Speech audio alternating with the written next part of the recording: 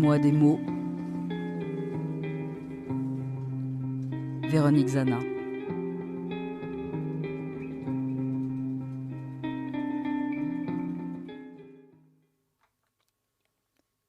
Conscience.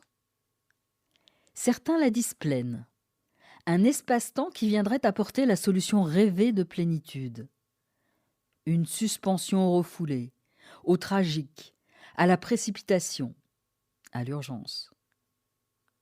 Elle se pose dans l'immédiateté, la spontanéité, et se lie au verbe avoir, emblème du XXIe siècle.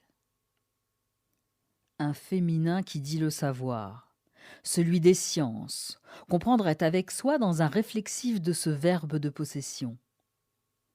Intuitive ou réflexive, elle raconte ce mental clair d'une réalité de l'existence.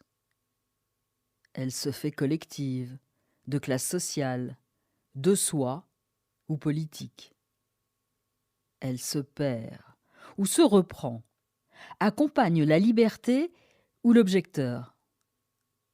Elle se trouble, se prend, et devient faculté qui pousse à porter un jugement, souvent manichéen.